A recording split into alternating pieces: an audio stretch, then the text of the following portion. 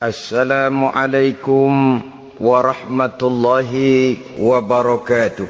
Waalaikumsalam warahmatullahi wabarakatuh. Bismillahirrahmanirrahim. Alhamdulillahi rabbil alamin. Wassalatu wassalamu ala asyrafil anbiya'i wal mursalin, imamil muttaqin, sayyidil ghurril muhajjalin, sayyidina wa maulana Muhammadin wa ala alihi wa ashabihil mujahidin at-tahirin, amma ba'du. Saudara-saudara kaum muslimin rahimakumullah, di zaman Rasulullah sallallahu alaihi wasallam adalah seorang pemuda bernama Ikaf bin Khalid.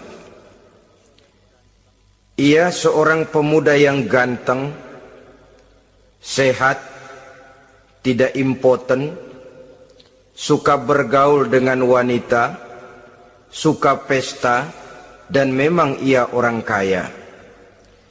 Ia selalu menunda-nunda perkawinan dengan berbagai alasan-alasan yang tidak syar'i. Sampailah keadaan Ikaf bin Khalid ini kepada baginda Nabi, sehingga ia dipanggil oleh baginda Nabi. Setelah sampai, ditanyalah Ikaf bin Khalid ini, "Hai Ikaf, saya ya Rasulullah. Kau sudah punya istri?" "Belum ya Rasulullah." "Juga tidak punya budak sahaya?" "Tidak ya Rasulullah." "Dan badanmu sehat?" "Sehat ya Rasulullah."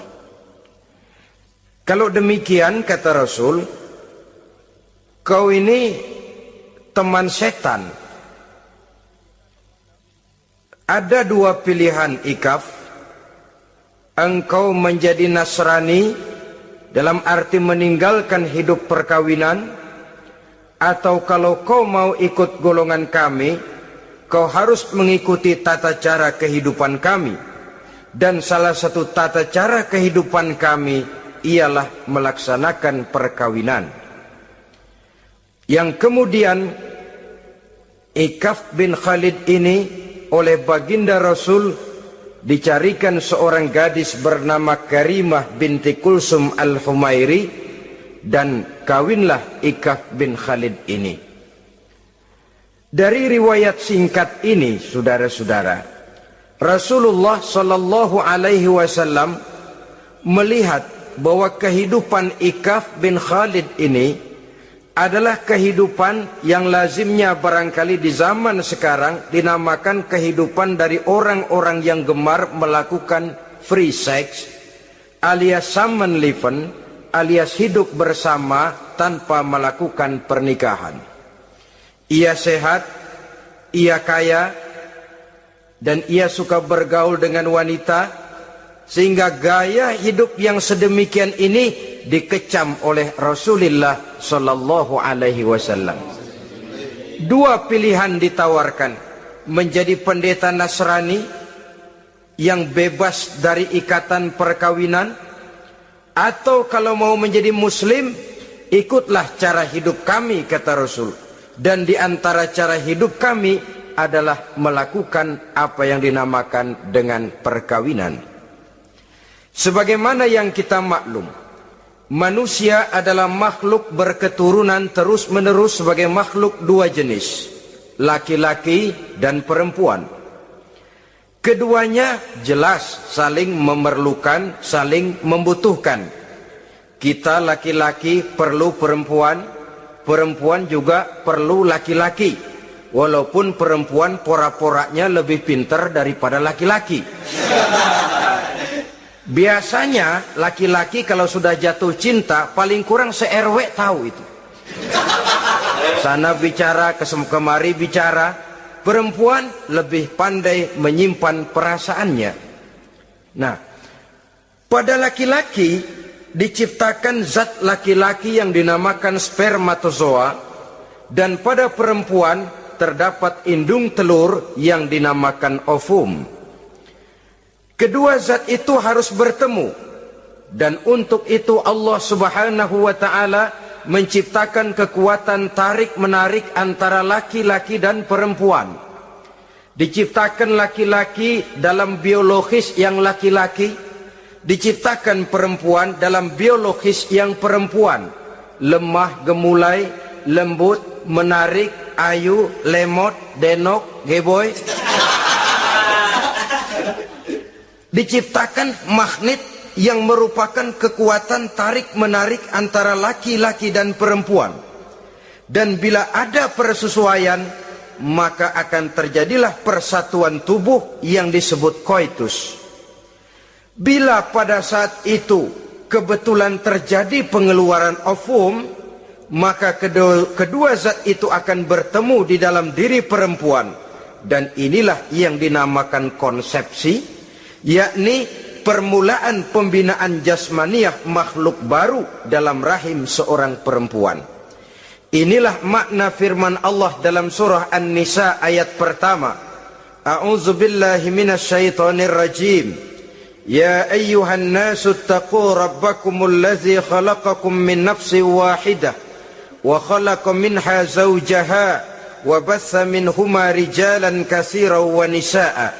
Wahai manusia, bertakwalah kamu kepada Tuhanmu yang telah menciptakan kamu dari diri yang satu, kemudian diciptakan dari diri yang satu itu pasangannya, dan dari keduanya berkembang biaklah manusia menjadi bersuku-suku dan berbangsa-bangsa. Pada contoh lain, dari proses pembentukan jasmania makhluk manusia dalam rahim ini, Al-Baqarah 223 menjelaskan bahwa seorang laki-laki adalah seperti petani, seorang perempuan adalah seperti ladang. Petani adalah yang mencangkul sawah, menebarkan benih, sementara ladang adalah tempat bersemayam benih-benih itu, tempat dia tumbuh dan berkembang membawa manfaat bagi kehidupan ini. Dengan bahasa yang indah, Quran mengatakan, nisa'ukum harthul lakum fa'tu harthakum anna syi'tum. Istri-istrimu adalah laksana sawah ladang bagimu, maka cangkulah, datangilah sawah ladangmu menurut cara yang kamu suka.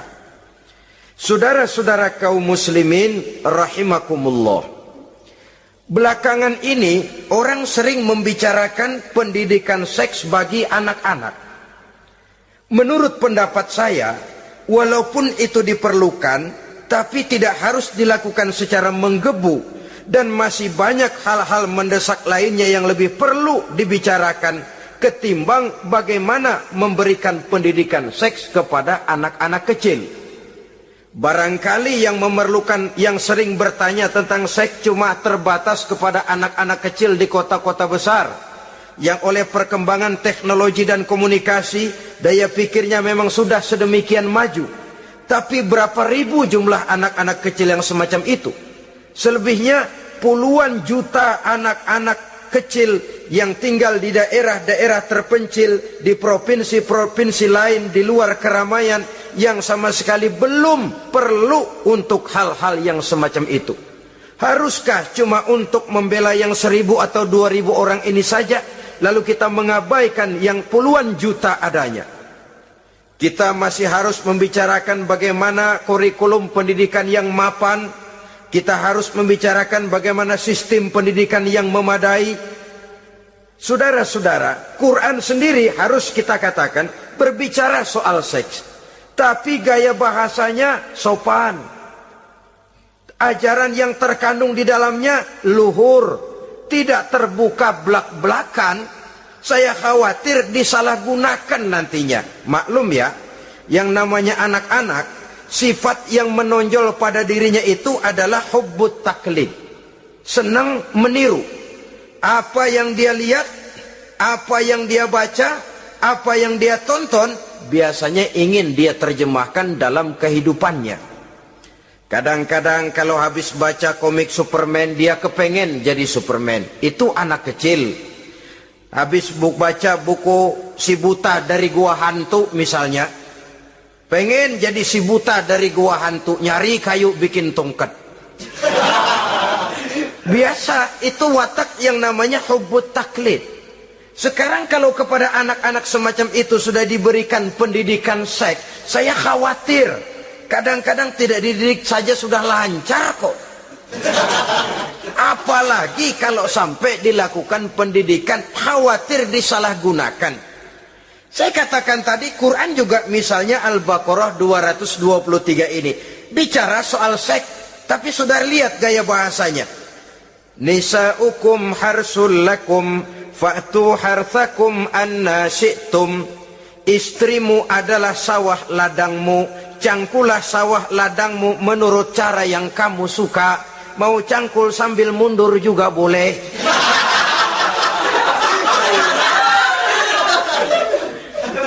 Teknik mencangkul terserah kita, asal yang dicangkul sawah ladang sendiri. Jangan sawah ladang orang lain dipaculin, marah yang punya. Kita lihat di sini betapa dalam gaya bahasa yang sopan Al-Quran berbicara soal ini.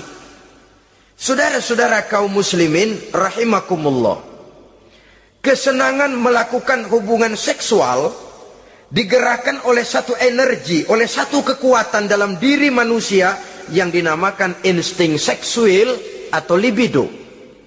Dan libido merupakan energi yang terbesar dalam tubuh manusia. Ini harus disalurkan. Sebab kalau tidak, bahaya.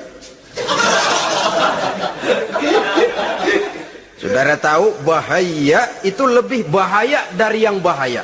Pakai tasdid dia, bahaya. Insting seksual apabila tidak disalurkan bisa menimbulkan berbagai macam gejala-gejala yang bisa mengganggu kesehatan diri atau mengganggu lingkungan. Nah, Islam tahu itu. Islam pun tidak ingin menghilangkan nafsu. Islam memberikan legitimasi penyaluran libido, penyaluran insting seksual melalui pintu yang disebut nikah.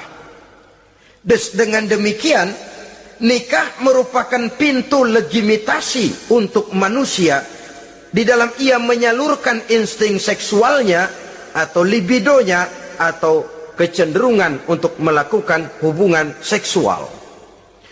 Tetapi saudara-saudara, oleh karena yang dinamakan nikah tidak cuma berisi hubungan seksual, tapi juga berisi tanggung jawab dan kewajiban, berisi hak dan pengertian, berisi ketenangan dan sebagainya, maka orang pada umumnya biasanya ingin mencari resiko yang lebih ringan. Hubungan seksnya mau, nikahnya ogah. Sebab apa? Karena nikah itu tidak cuma merupakan hubungan seksual saja. Ya, ia harus berisi tanggung jawab. Ya, ia berisi hak dan kewajiban. Ya, ia berisi pengertian. Ya, ia berisi penyantunan sandang pangan, perlindungan dan lain sebagainya. Orang lalu mengambil jalan pintas, sehingga terjadilah kecenderungan gaya hidup yang disebut Samenleving, yang berangkat dari free love untuk kemudian mengarah kepada free sex. Hidup bersama tanpa diikat dengan tali pernikahan.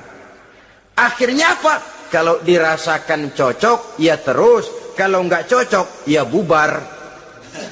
Tidak ada satu ikatan spiritual.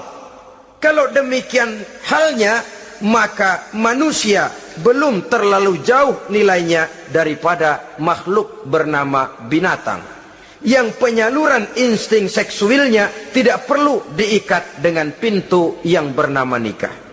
Orang ingin mengambil jalan pintas, potong kompas, mau enak lalu tidak mau resiko. Hubungan seksualnya mau, tapi kemudian pernikahannya tidak mau. Akibatnya pada satu segi prostitusi, Saudara tahu prostitusi, pelacuran meningkat.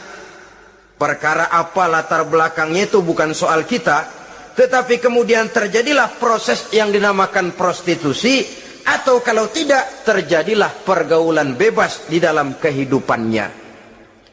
Saudara-saudara kaum muslimin rahimakumullah, Islam pada hakikatnya memberikan alternatif.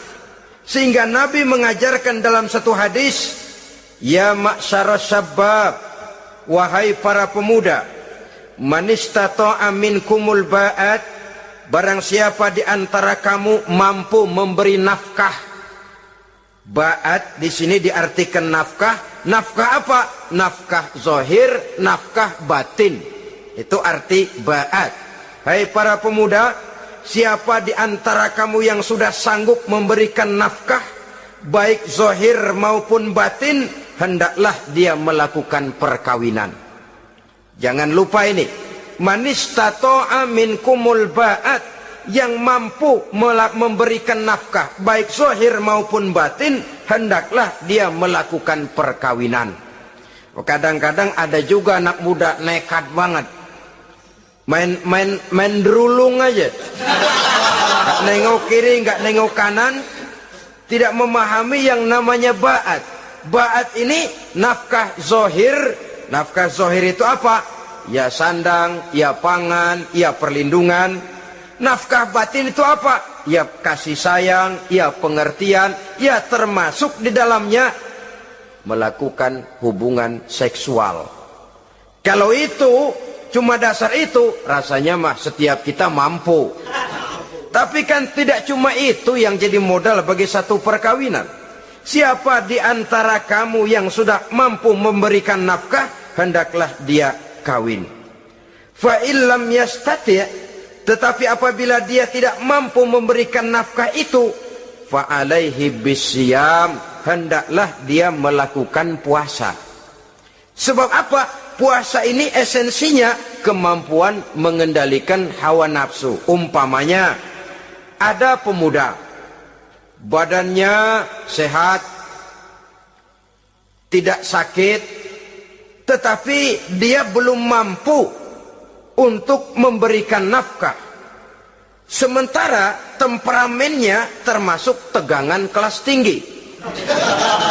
Gak boleh kecolek dikit mau ngederedet aja. Yang semacam ini oleh Nabi, fa'alaihi bisyam, kalau memang belum mampu memberikan nafkah, hendaklah puasa. Sebab apa? Puasa lebih mengendalikan diri. Saudara-saudara, apabila puasa ini pun dirasakan juga berat, maka ada cara lain untuk menetralisir libido itu tadi, kecenderungan untuk melakukan hubungan seksual. Dengan apa misalnya? Dengan jalan menimbulkan, melakukan olahraga. Dengan melakukan olahraga, hormon yang membentuk libido tersalurkan, terkuras melalui energi yang dikeluarkan pada saat melakukan olahraga. Atau dengan jalan yang keempat, menjauhi hal-hal yang bisa menimbulkan rangsangan seksual. Bisa dengan puasa tadi, bisa dengan olahraga, bisa dengan lain-lain yang kira-kira bisa menghindarkan kita dari hal-hal yang bisa menimbulkan rangsangan seksual. Sehingga Al-Quran pada surah Al-Isra ayat 32 berpesan, la taqrabuz zina innahu kana fahishatan wa sa'a sabila. Jangan kamu mendekati zina, sebab sesungguhnya zina perbuatan yang keji dan jalan yang sangat buruk. Jangan mendekati zina. Mendekati zina artinya mendekati hal-hal yang bisa membawa kita kepada perbuatan zina. Termasuk misalnya bacaan-bacaan Parno. Nah, ya, itu Parno nggak boleh dibaca. Blue film, ngintip, ini juga penyakit.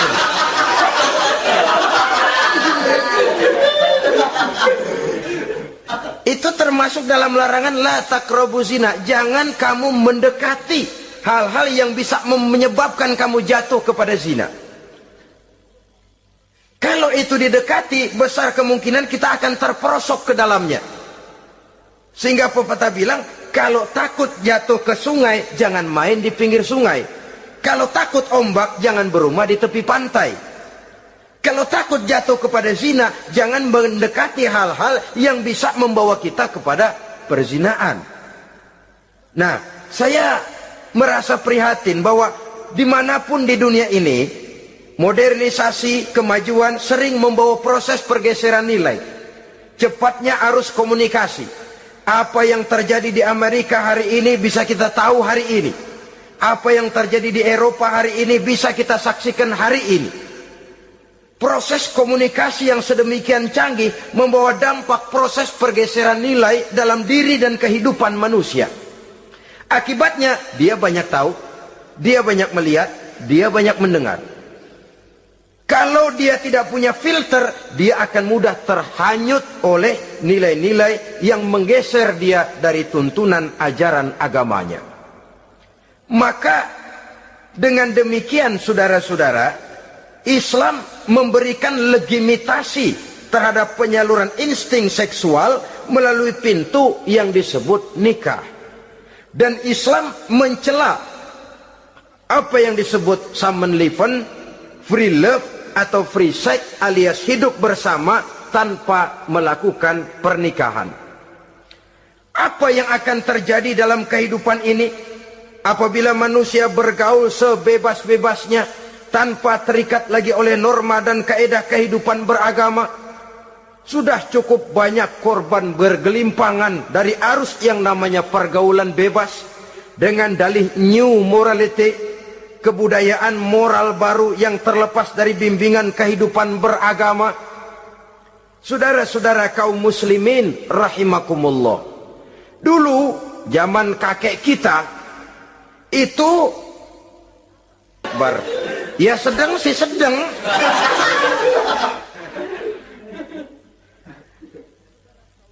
Saudara-saudara kaum muslimin rahimakumullah, terhadap pintu legitimasi ini pun kalau manusia sudah sanggup melakukan ba'at, baik nafkah zahir maupun nafkah batin, kalau itu tidak bisa dia lakukan, hendaklah dia menjaga diri dari hal-hal yang bisa menjerumuskan dia ke tempat zina. Bisa dengan puasa, bisa dengan memperbanyak olahraga, bisa dengan menggiatkan belajar, study club, diskusi.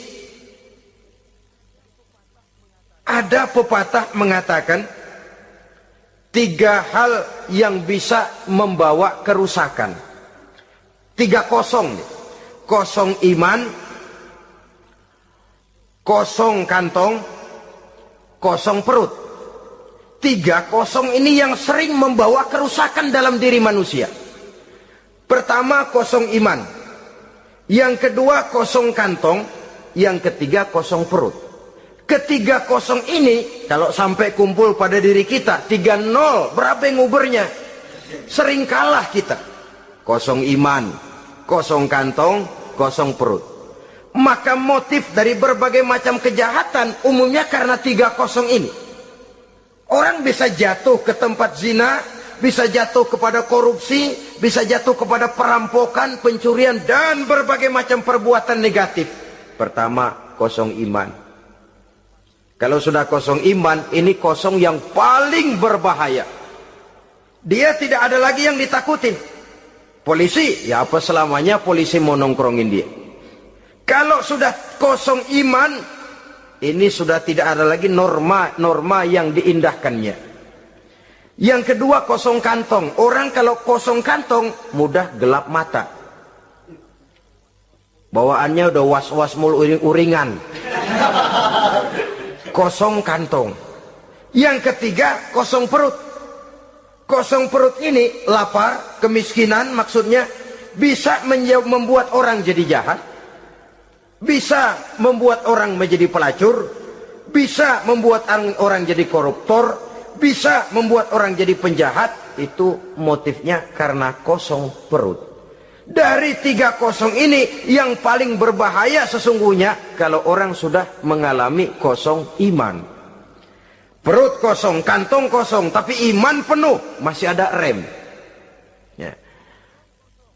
Kantong kosong, perut kosong, iman kosong juga, jebol, bablas sudah. Tidak ada rem lagi dalam kehidupannya. Hampir segala macam motif kejahatan yang terjadi di pentas dunia ini umumnya karena 30 ini tadi. Karena kosong iman. Sekarang ini kan pergaulan bebas bukan semata-mata karena orang lapar, bukan karena orang perlu uang, tapi kadang-kadang ada karena memperturutkan hawa nafsu. Kalau sudah ke sana, kosong apa itu? Kosong iman. Ada tante-tante girang, ada om-om senang, ada macam-macam lah. Kurang duitkah mereka? Cukup. Laparkah mereka? Kenyang. Apa yang kosong? Kantong penuh, perut penuh, iman yang kosong. Maka terjadilah proses yang namanya penyimpangan-penyimpangan seksual dari pintu legitimasi yang sudah diberikan oleh agama tadi. Kadang-kadang iman juga tertekan karena perut, persoalan ekonomi, atau karena memang kosong daripada kesibukan-kesibukan lain. Kosong kantong, motivasi ekonomi, ini seluruhnya bisa menjadi motivasi utama dari terjadinya berbagai macam penyimpangan. Karenanya Islam memberikan pintu legitimasi lewat jalan yang disebut nikah. Sehingga Nabi mengajarkan, hai para pemuda, siapa di antara kamu yang sudah mampu memberikan nafkah baik zahir maupun batin, hendaklah dia melakukan perkawinan. Sebab sesungguhnya perkawinan lebih memelihara pandangan, lebih memelihara kehormatan diri. Dari segi pandangan lebih terpelihara, dari segi kehormatan diri juga lebih terpelihara. Diberikan legitimasi lewat pintu yang halal bernama nikah. Kalau sudah didapat dengan cara yang halal, menikmatinya pun enak. Tetapi sesuatu yang didapat dengan jalan haram, menikmatinya pun gak enak, saudara-saudara. Celingak-celinguk. Contoh yang paling dekat, kucing aja kucing. Kucing ya, kalau memang ikan boleh nyolong dia curi di dapur ikan itu. Makannya nggak tenang dia. Matanya selata plotot. Ada kaleng jatuh, lari kencang bener dia. Rupanya kucing sendiri tahu kalau yang dia makan itu barang curian. Tapi kalau ikan kita yang kasih tuh ikan, kucing geledek bunyi, anteng aja dia. Kenapa? Dia tahu benar ikan yang dia makan itu ikan yang didapat dari pemberian orang, resmi, formal, sah. Begitu juga hubungan seksual ini. Kalau resmi diikat dengan tali pernikahan, orang tenang-tenang saja. Tenang, aman, ayem, tentram. Tapi kalau yang nyolong-nyolong, lihatin dah. Segera dibopun pisang.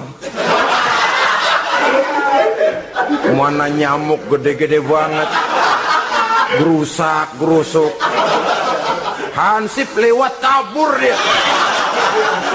Padahal Hansip mah lagi ronda. Tapi ada semacam perasaan bahwa ini belum waktunya. Itu yang tidak bisa mendatangkan ketenangan dalam menikmati hubungan seksual itu tadi. Saudara-saudara kaum muslimin rahimakumullah. Jadi akibat dari pergaulan bebas, free sex ini, bahaya yang pertama tadi itu. Hilangnya ketentraman dalam hidup. Mungkin orang lain tidak tahu. Hansip nggak lihat. Orang tua bisa kita bohongin. Tapi ketentraman, was-was, apalagi kalau kita merasa bahwa ini akan menimbulkan satu akibat. Entah dalam bentuk nantinya terjadi kehamilan. Si laki-laki juga tidak tenang, khawatir kalau nanti dituntut.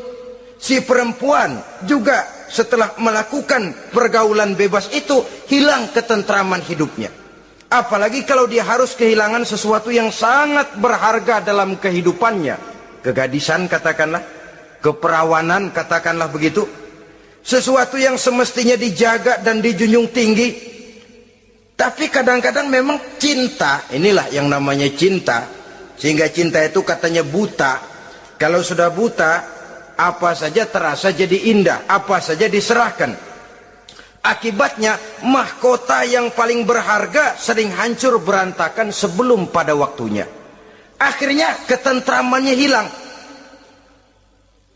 Hidupnya gundah, gelisah.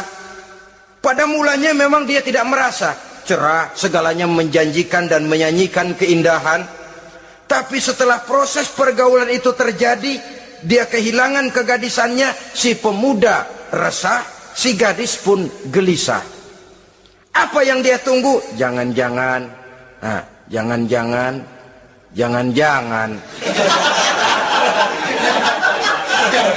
Ini biasanya tanggal segini sudah keluar, ini kok belum.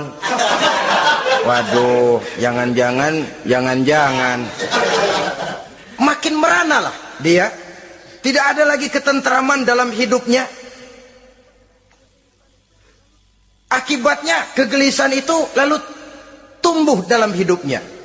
Kerjanya tiap hari hanya termanggu-manggu, menunggu dan menunggu dari waktu ke waktu. Tapi yang ditunggu tak mau tahu. Akan bicara lidahnya terasa keluh, sedang waktu terus berlalu. Hatinya terasa pilu, bagai diiris dengan sembilu. Mau keluar rasanya malu. Salah elu.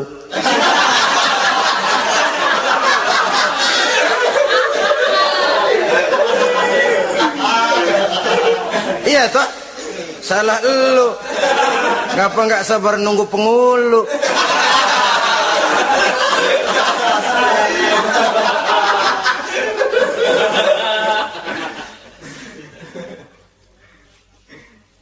Bacalah surat-surat kabar berapa banyak sudah gadis-gadis bergelimpangan jadi korban.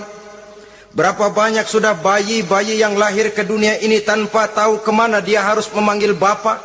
Apakah deretan jumlah korban ini masih harus terus bertambah dan bertambah? Dengan dalih modernisasi, dengan dalih kemajuan zaman, dengan dalih kebebasan pergaulan, dengan dalih emansipasi. Lalu menginjak moral yang seharusnya kita junjung tinggi-tinggi. Sampai kemudian merendahkan harga diri kita sebagai manusia. Hilangnya ketentraman dalam hidup. Bahaya yang kedua dari pergaulan bebas ini, berjangkitnya penyakit kelamin. Penyakit yang saudara-saudara tentu tahu, tidak tanggung-tanggung. Raja namanya. Raja singa. Barangkali sekarang sudah ada suntikan penisilin, boleh jadi. Barangkali sudah ada pil KB yang bisa mengatur saat-saat orang melakukan, saat orang bisa menstruasi, boleh jadi. Tapi alat-alat itu memang kalau disalahgunakan bisa merangsang terjadinya pergaulan bebas. Terjadinya penyakit kelamin. Pada lain segi, saudara lihat saja, sering dicontohkan, kalau pagi-pagi PLN bikin pengumuman, nanti malam listrik akan mati total seluruh kota. Wah, tahu kita, ini nanti malam listrik bakalan mati. Pagi-pagi sudah beli baterai kita, masukin batu baterai ke dalam baterai. Dari pagi sampai sore itu baterai kita sorotin terus, padahal masih siang. Apa yang terjadi? Nanti maghrib datang, malam tiba, nyorot lagi, udah soak batunya. Kenapa? Lantaran dari pagi sepanjang siang disorotin terus, belum waktunya baterai nyempret terus. Begitu malam, udah soak, nggak terang lagi. Sama saja, kita juga begitu. Belum nikah dipakai terus. Mumpung masih siang nyorot terus baterai. Itu nanti kalau sudah malam masuk pintu pernikahan, baterai bisa soak. mau nyorot lagi lah, remeng-remeng. Udah nggak punya daya begitu masuk pintu pernikahan, cuma celam-celam doang.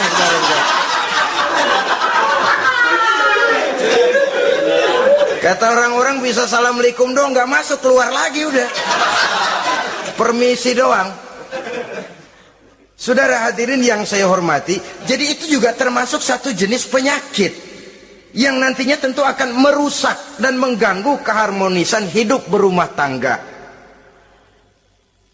Apalagi kalau sampai di tempat-tempat yang merupakan prostitusi umum, yang segala macam jenis bisa tumplek-blek di situ.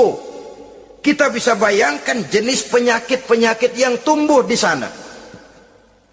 Jadi dengan demikian saudara-saudara, yang kedua bahaya dari free sex ini bisa menimbulkan penyakit kelamin. Yang ketiga, mengganggu kelangsungan keturunan. Apalah dosanya anak-anak kita kalau mereka harus terlahir dengan membawa penyakit yang diwariskan oleh orang tuanya? Sudah kita ini bersalah, kesalahan itu terus diteruskan oleh anak kita juga. Alangkah kejamnya kelangsungan daripada keturunan. Sehingga dengan demikian saudara-saudara, kalau Islam memberikan pintu legitimasi lewat aturan yang disebut pernikahan atau perkawinan, maka itu memang untuk kepentingan dari kemanfaatan manusia itu sendiri. Penyakit yang keempat dari bahaya free sex ini, kita tahu bahwa seks memperturutkan nafsu seks itu sama dengan bayi. Bayi kalau nggak disapi, saudara-saudara, disapih ya, diberhentiin nyusu, itu sampai SMP SMA juga ngempeng terus dia.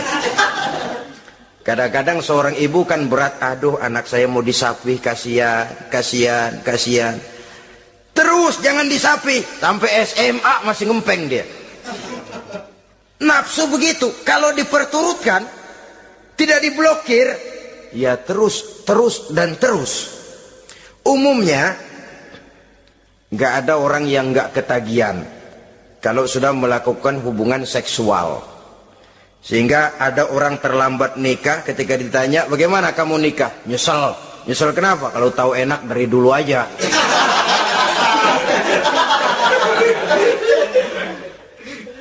Nah, sekarang kecanduan terhadap hubungan seksual ini akan membawa dampak tadi. Pertama, dia lari ke tempat prostitusi kalau ada uang. Andai kata pun dia kaya, ini jelas mengganggu ekonomi rumah tangganya, setidaknya ekonomi keluarganya. Kalau dia tidak termasuk orang kaya, dia bisa melakukan perbuatan negatif. Sepatunya dia jual dulu, celananya digade dulu. Karena lu nih apalah gue ngebut banget nih.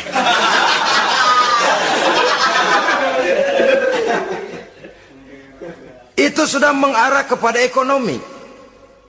Belum lagi penyakit yang kelima, bahwa free sex ini bisa membawa kehancuran karier. Saudara lihat ya, walaupun tidak karena free sex sepenuhnya, tapi pengaruhnya.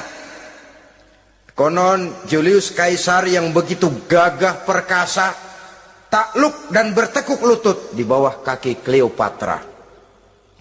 Konon Napoleon Bonaparte, singa daratan Eropa, luas kekuasaannya, besar tentaranya, dia tunduk di bawah kaki Margaret Josephine.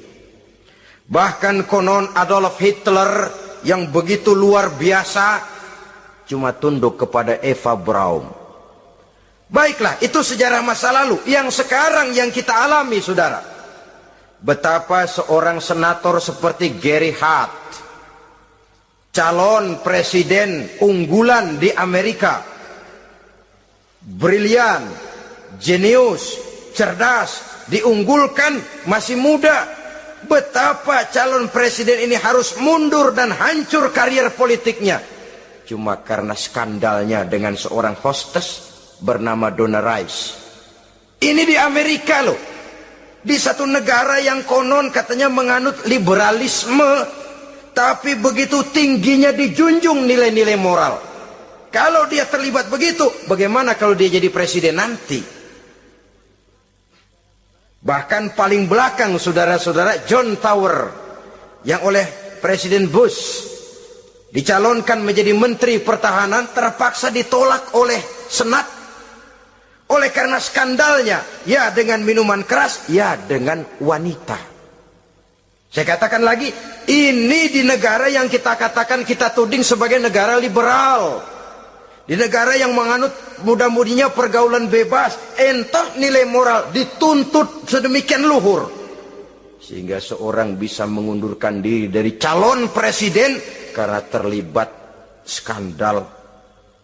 Di Inggris pernah juga kejadian, di Italia pernah juga kejadian, seorang perdana menteri terlibat skandal dengan seorang pramugari pesawat udara. Sampai kemudian dia dan seluruh kabinetnya membubarkan diri. Kehancuran karir. Karena bagaimanapun lemahnya wanita, perempuan sekalipun lemah, saudara-saudara, lelaki yang bagaimana gedenya juga dia telan. Itu namanya perempuan, saudara-saudara. Seseorang bisa bangkit ke panggung sejarah memegang peranan. Dari yang tidak pernah diperhitungkan bisa menjadi kekuatan yang diperhitungkan pun karena perempuan. Tapi seorang pun bisa ambles di telan perut sejarah juga karena perempuan. Kehancuran karir. Sebab pangkat yang tinggi, badan yang sehat bukan merupakan jaminan bahwa seseorang akan mampu menghadapi bujuk rayu dari seorang perempuan. Saudara-saudara kaum muslimin rahimakumullah. Oleh karena itu, mari sayangi diri, sayangi karir, sayangi ekonomi rumah tangga. Bertahun kita pergi pagi pulang sore peras keringat cari nafkah, menghidupi anak dan istri. Haruskah dia jadi hancur cuma oleh karena kecanduan kepada pelacur misalnya? Memang yang namanya pelacur tentu saja memikat, mempedaya, mempesona. Saudara-saudara kaum muslimin rahimakumullah. Karena apa? Karena yang dicari uang, mereka toh dagang. Taktik orang dagang tentu harus mampu memikat pembeli. Jangan lalu merasa senang. Waduh, ini malam mujur banget nih. Ngapa? Dapat yang banyak banget sama gue. Waduh, ramah lagi orangnya. Udah endah aja udah. Ya wajar saja, namanya orang dagang. Sehingga orang-orang tua dulu punya pepatah, kalau Anda termasuk orang yang jarang senyum, jangan jadi pedagang. Pedagang wanyun mulu, siapa yang betah beli? Itu kan termasuk psychology of salesman.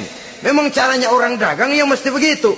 Dia membujuk, dia merayu, dia mempedaya, dia mempesona.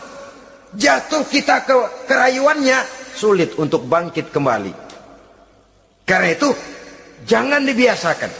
Yang sudah terlanjur, tidak ada terlambat untuk menarik diri. Adalah lebih baik kita gila dulu baru benar, daripada benar dulu baru jadi orang gila.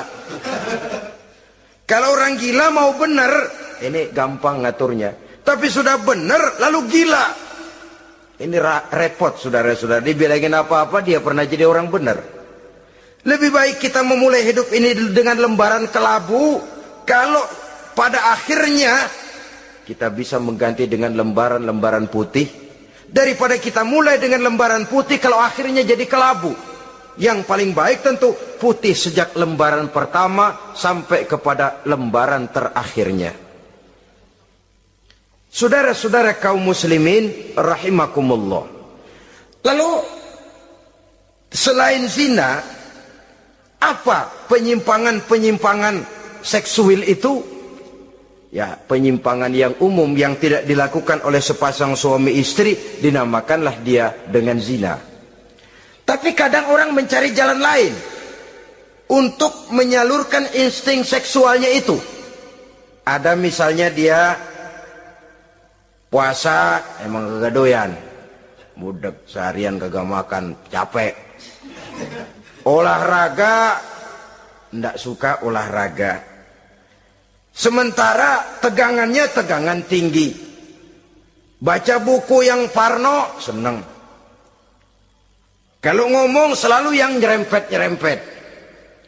Akibatnya apa? Dia puasa tidak, olahraga tidak. Dia bisa jatuh kepada yang disebut onani atau masturbasi. Ada ulama mengharamkan ini, ada yang memakruhkan saja. Tapi bagaimanapun itu merupakan satu perbuatan dosa. Sungguh pun oleh ilmu kedokteran tidak dipandang sebagai sesuatu yang membahayakan barangkali. Tapi pada umumnya lalu lahir rasa minder, rasa rendah diri. Dan masturbasi atau onani itu termasuk zina tangan. Ya walaupun dosanya tidak sebesar zina biasa. Sebab jangan lupa, mata bisa zina. Zina mata, ia memandang sesuatu yang haram. Tangan bisa zina. Zina tangan termasuk onani. Hidung bisa zina. Zina hidung, ya saudara lebih tahulah. Ini termasuk jenis penyimpangan. Atau kemudian ada lagi jenis lain. Seseorang yang menyalurkan insting seksualnya kepada makhluk sejenisnya. Laki-laki kepada laki-laki. Itu yang kita kenal dengan istilah homoseksual. Itu bukan barang baru itu. Di zaman Nabi Lut itu sudah terjadi dan mereka dikutuk oleh Allah Subhanahu wa taala. Homoseksual itu termasuk dosa besar. Sekarang ini orang malah menuntut dilindungi haknya. Sehingga kaum gay di Amerika itu pernah demonstrasi menuntut perlindungan hak. Bahkan mereka sudah tidak perlu sembunyi-sembunyi lagi, bahkan ada yang hidup berumah tangga. Ini ya terlepas dari penyakit kejiwaan yang memang harus disembuhkan dan perlu pengobatan khusus. Tapi homoseksual dilihat dari segi agama merupakan satu perbuatan yang berdosa. Dan dosanya besar. Atau perempuan dengan perempuan. Itu yang kita kenal dengan istilah lesbian. Kadang-kadang karena patah hati ngelihat laki bawaannya udah gedek aja udah. Tadinya kebangatan digombalin, kebangatan percaya penuh. Habis turayuan 17 lapangan keluar semua. Akhirnya dia berhadapan dengan kenyataan yang membuat dia kecewa. Broken, benci kepada laki-laki. Ada yang bersimpati sesama jenisnya. Terjadilah pergaulan intim sesama perempuan. Itu yang kita kenal dengan istilah lesbian. Dan itu pun merupakan penyimpangan yang juga berdosa pelakunya. Dua. Ada penyimpangan lain yang disebut eksibisionisme. Apa itu? Seseorang memperoleh kepuasan seksual apabila dia memamerkan, ngunjuk-ngunjukin.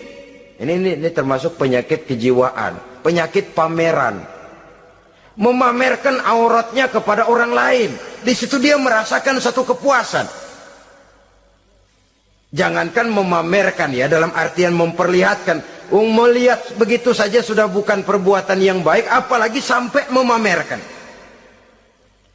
Kemudian juga termasuk penyimpangan ini apalagi? Apa yang dinamakan dengan masochisme. Apa dia? Seseorang yang baru mendapat kepuasan seksual melalui penderitaan, penyiksaan, atau dikenal juga dengan sadisme ini. Melakukan hubungan seksual melalui penyiksaan, penghinaan, penderitaan. Di sana dia merasakan ada kepuasan seksual. Ini merupakan penyimpangan yang berbahaya. Sudah hubungan seksualnya di luar pernikahan berbahaya dan berdosa besar. Membuat orang lain menderita dan sakit. Itu juga merupakan suatu perbuatan dosa.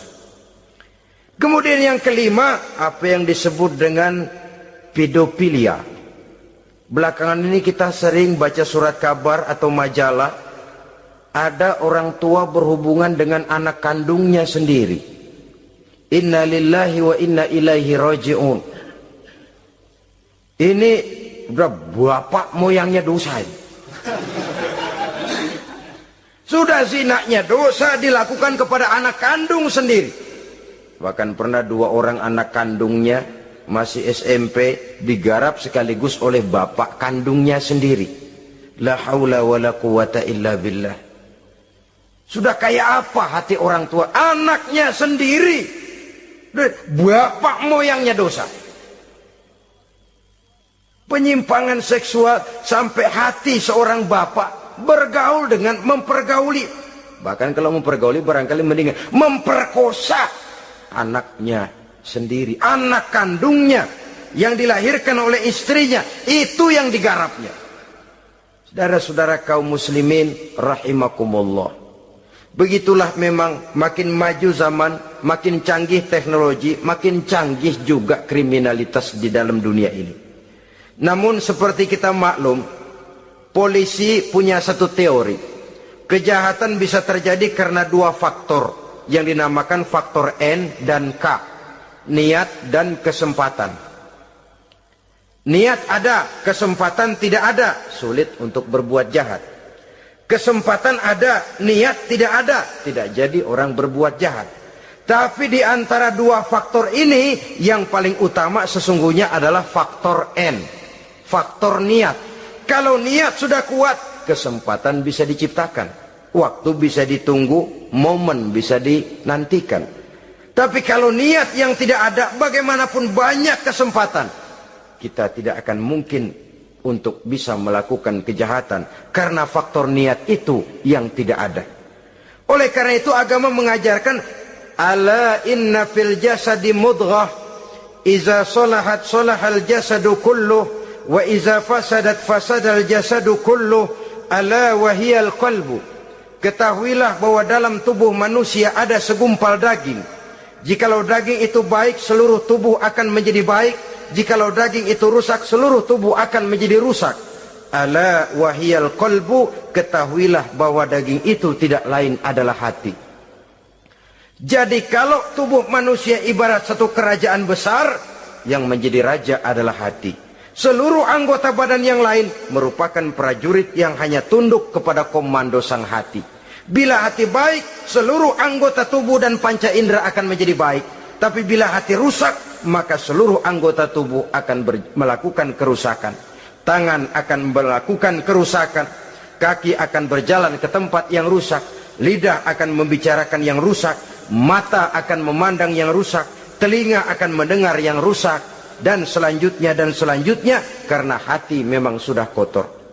Maka bicara soal hati artinya bicara soal niat. Bicara soal niat kaitannya erat dengan faktor keimanan. Oleh karena itu di tengah kemajuan zaman kesempatan bisa diciptakan. Yang jadi kendali dan kendala utama daripada kita terjerumus melakukan kejahatan tidak lain adalah faktor iman adanya. Di kota-kota besar sekarang ini, apa yang tidak tersedia? Sejak dari minuman keras, sampai kepada perjudian, sampai kepada pelacuran, baik yang berterang-terangan maupun pelacuran-pelacuran yang terselubung dan terhormat. Sejak dari kelas koran sampai kelas hotel bintang 5, sejak dari kelas di pinggir lapangan sampai kelas di motel-motel mewah dan mahal, sejak dari kelas murahan sampai kelas super VIP dan lain sebagainya. Ini seluruhnya merupakan fasilitas kehidupan yang kita harus pandai memilah dan memilih dan punya filter dalam kehidupan. Allah Subhanahu wa taala memberikan pilihan. Alam naj'al lahu ainaini walisana wa syafatain wa hadainahu najdain. Bukankah kami ciptakan bagi manusia itu 2 mata, 1 lidah, 2 bibir. Wa hadainahu najdain, dan kami berikan mereka petunjuk dengan 2 jalan. Manusia ini jalan kanan, ini jalan kiri. Jalan kanan kau tempuh akan sampai ke surga. Jalan kiri kau tempuh akan sampai ke neraka. Sementara jalan ke kanan memang menanjak, banyak onak dan duri. Sementara jalan ke kiri memang kelihatannya menurun, bertabur bunga di kanan kirinya, harum dan mewangi. Falak tahamal aqabah. Kenapa kamu tidak mau menempuh jalan yang menanjak? Ini kecenderungan manusia. Ngapain nanjak, capek. Ini aja yang turun nih nggak pakai bertenaga. Ngapain kawin, repot lah pakai nyari nafkah, pakai kerja, ntar punya anak ribet lah, sama juga. Mendingan kesono aja, no, 2000 bersih udah.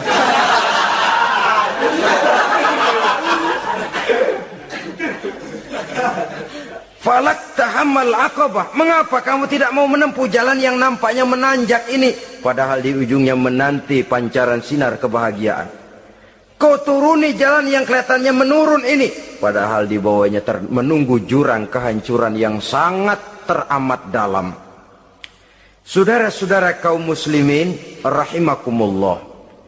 Dengan demikian, apabila Islam melarang manusia dengan larangan yang keras, jangan terjebak dalam pergaulan bebas, jangan berendam di dalam free sex, sesungguhnya adalah untuk kepentingan daripada manusia itu sendiri.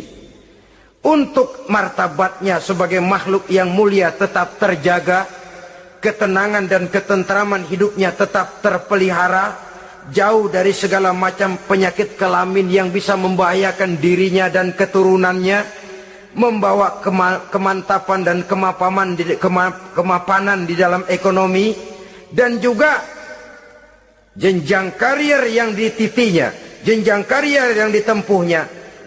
Taruh kata tidak menanjak, tapi juga tidak menurun. Sekurangnya dia bisa mempertahankan apa yang sudah diperolehnya itu. Ad-dunya mata' wa khairu mata'iha al-mar'atus salihah. Dunia ini memang kesenangan, mata', perhiasan, dan perhiasan yang baik adalah perempuan yang soleh. Perempuan yang soleh yang tidak hanya memberikan kenikmatan jasmani, tapi juga memberikan ketentraman rohani, yang diikat dengan satu tali formal yang dinamakan dengan pernikahan atau perkawinan. Sah baik menurut agama juga menurut negara. Kita bisa menikmati kecenderungan insting seksual tadi dalam satu nada yang tenang, aman, tentram, memberikan kebahagiaan, kepuasan zahir dan batin. Tapi kalau jalan pintas yang kita tempuh, potong kompas yang kita pilih, kita lebih suka jajan, lebih suka ngeteng.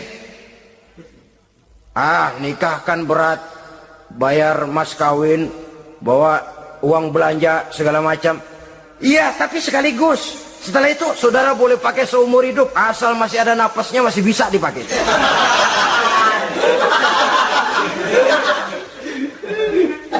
Tapi apabila potong kompas tadi, jajan yang kita tempuh kelihatannya memang ringan, 2000, ya mendingan dikit 5-10 ribu.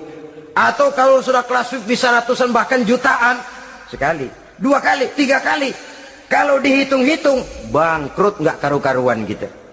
Maka agama ini diturunkan untuk kepentingan manusia guna membawa kebahagiaan hidup sejak dari dunia sampai ke akhirat. Kepada adik-adik remaja, para pemuda, jika sudah mampu memberikan nafkah, laksanakanlah pernikahan atau perkawinan. Jika belum mampu, maka jauhilah hal-hal yang dapat menimbulkan rangsangan seksual. Boleh dengan jalan berpuasa, memperbanyak olahraga, menggiatkan studi klub, diskusi dan sebagainya, sehingga kita selamat dari arus pergaulan bebas yang akan merendahkan martabat kita sebagai manusia. Inilah yang kita bicarakan pada pertemuan kali ini. Terima kasih atas segala perhatian, mohon maaf atas segala kekurangan. Usikum wa nafsi bitaqwallah. Wassalamualaikum warahmatullahi wabarakatuh.